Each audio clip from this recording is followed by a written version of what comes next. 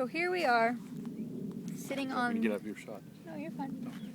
Sitting on the bench that we got engaged on almost 4 years ago to the day, October 28th, 2006.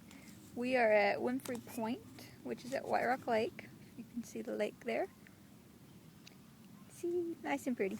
Anyway, so here's the bench.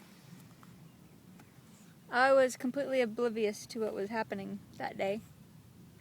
And little did I know, 4 years later, almost to the day, not quite, we would be welcoming 2 little boys into our family about 7 days before the 4th anniversary. Mm-hmm.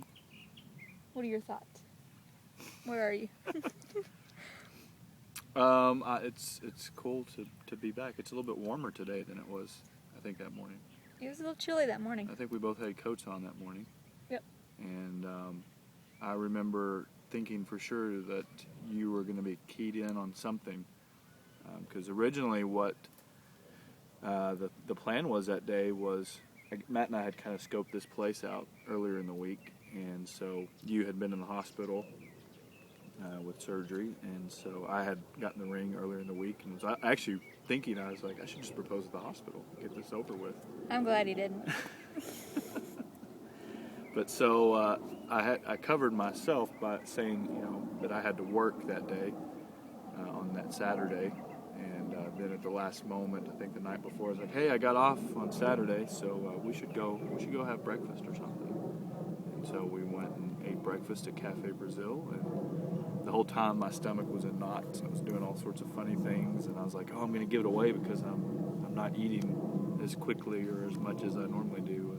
And I guess that didn't tip it off. And so, nope. So then we drove over to White Rock, where we had scouted this location. I knew that Matt and Jen were here, and Heidi, and also Aaron, our friend Aaron, was here as well. So we were driving around the lake, and I was kind of driving semi-slow. She just thought it was something normal. She just thought I was a slow driver, and like a Sunday driver. And then we're pulling into the park area, and I get a text message from Matt, and he says, go slow. Didn't really explain anything, didn't say anything, and he just said, go slow. So I'm going as slow as I can without being too obvious. And as we're coming around the bend, I can see Matt standing up on the bench. So I'm trying to drive and text at the same time and send a message. Something I don't, suggest doing. Yeah, I wouldn't recommend it either. Luckily, I was, driving very, very slow, Mom.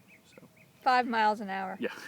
So, anyways, I sent him a text, and I don't think he got it until we actually parked, and he saw us park and start to get out of my truck.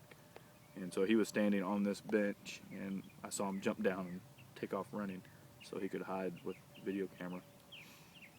So then we came over here, and I was like, oh, somebody left some roses and a card. And she was kind of like, oh, that's weird.